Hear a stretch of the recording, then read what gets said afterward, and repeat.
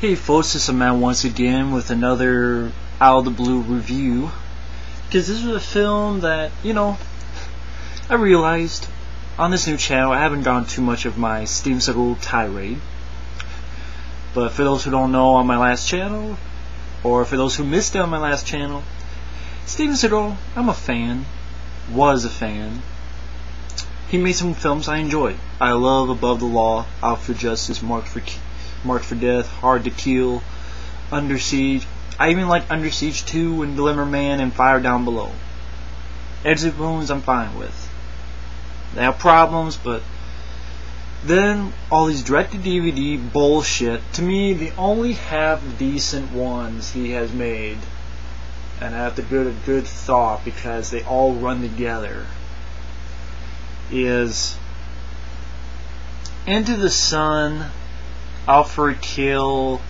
They're not good, they're just somewhat decent. And the other one is I forget, it's the one with where he sort of goes into the hood and kills some motherfuckers. And I'll just look over here because this is where all his movies are.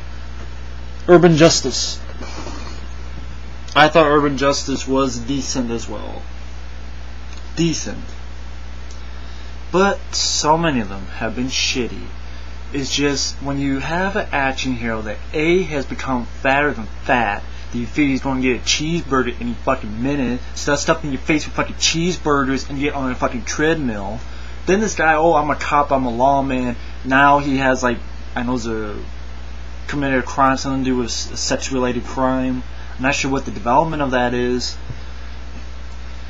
And you have films in which they're poorly choreographed, they're extremely poorly edited. A lot of times Seagal doesn't do his own fucking voice, someone dubs his voice. He's a fucking American. He's been speaking since his first film Above the Law. Okay? You don't need a dub. It's stupid, it's ridiculous, it's dumb. It's laziness. The guy doesn't do some of his fight scenes. And it's not because, oh, they don't have time. The guy, like, a lot of times, it's like you can tell it's a body double because the guy is much smaller than Steven Seagal's fat ass. And I lost respect for the guy. You cannot go from lean, mean action hero to Cheeseburger Central. And the film I'm talking about now, Against the Dark, which I saw before I reviewed on my last channel, I wanted to give it another shot because I'm like, okay, I like horror films, I like action movies. Put them together, good combination. I'm like, you know what? I know Steven Seagal's not in it that much, even though it says starring Steven Seagal. I'm gonna give it another shot.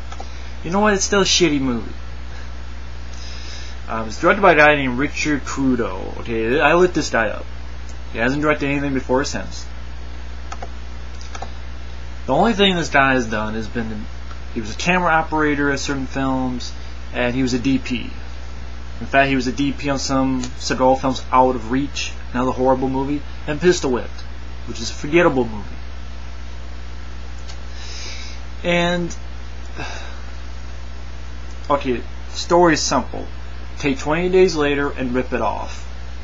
It's pretty much the movie. Except these are pretty much zombies. They look like, well, yes, for those, just wait.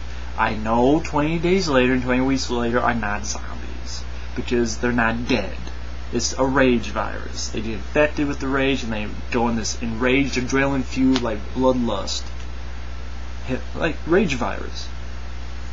Well, Dawn of the Dead, Day of the Dead, those are actual dead people coming back. That's why I say it's like 20 Days Later. They're not really dead people. It's an infection movie. That's what I'm getting. It's an infection movie. Most places have been devastated by it. And I heard about this. It was like Seagal vs. Vampires. I'm like, great. There have been times where they tried to be sci-fi horror for Seagal and then they fucked it up because they changed the plot. Submerged with Anthony Hickox. That was supposed to be a horror film with like these mutant creatures and a submarine. Hence the name Submerged. No, then they changed it to some medical experiment with mind control and bullshit. attack force. A lot of people remember that review of my last account where it was supposed to be about aliens, and then they changed it about some genetic thing to create superhumans. Damn, that made no fucking sense.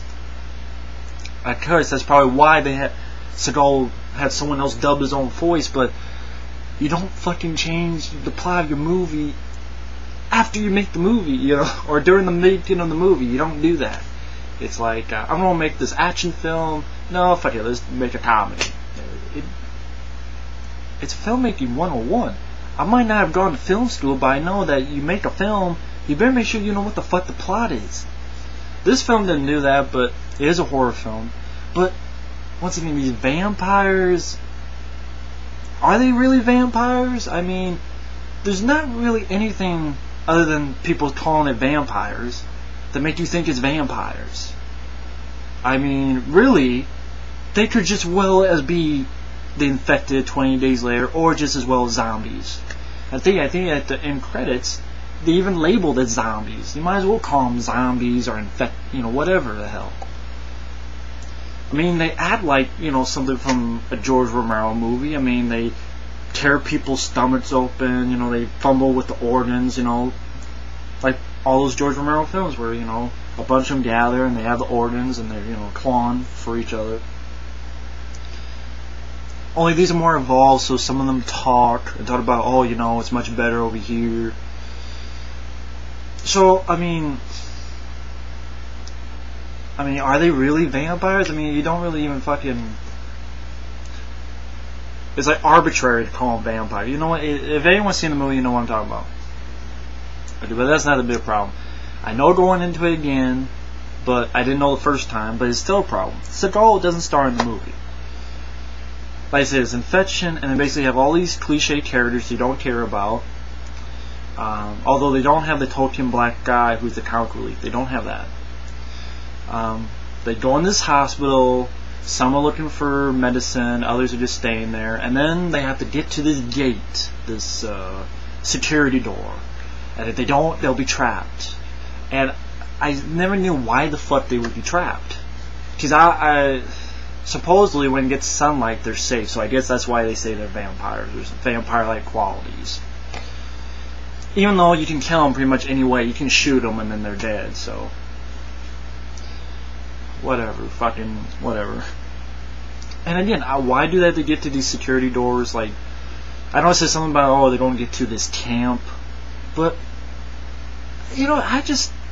first off, this is a huge fucking hospital. Huge fucking hospital, because they take the whole movie going through the hospital. Second off, more importantly, I keep thinking of that scene in Time Cop. Love Time Cop with Jean-Claude Van Damme. When he finds out, like, his partner who betrayed him is dead, and that was the scene where he found out his dead wife was pregnant. He's on the run, and he just fucking jumps through a window, hands on something, and then runs away.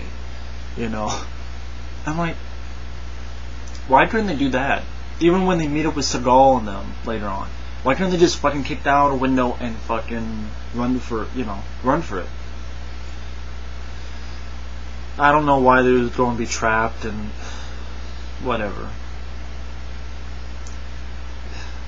I didn't really care. I didn't care about the characters. I didn't care. They were not interesting. They were not funny. They were not tough.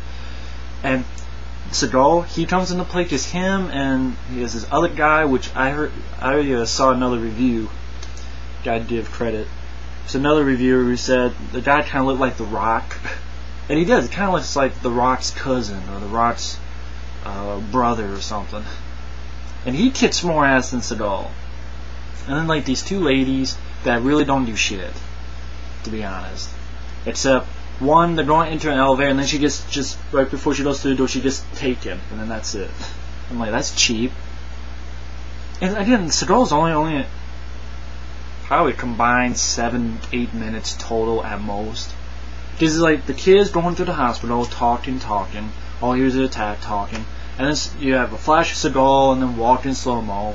Then maybe they get to some, and there's a lot of this. Seagal has a sword. It's all... And then because the zompires are vampires or zombies, vampombies, whatever the hell you want to call them. Now, okay, granted, there's about 3 things I thought were decent. One was like 1 or 2 scenes, like there was one where one's like filing their teeth down to make them very sharp. Okay. 2, decent gore. There's got a lot of blood and gore and practical gore. There's a guy who the Rock the Rock lookalike puts like a bomb in one of them and sort of kicks them. He dives and it explodes with 2 others nearby, and it looks like practical. So I mean, they do get that right.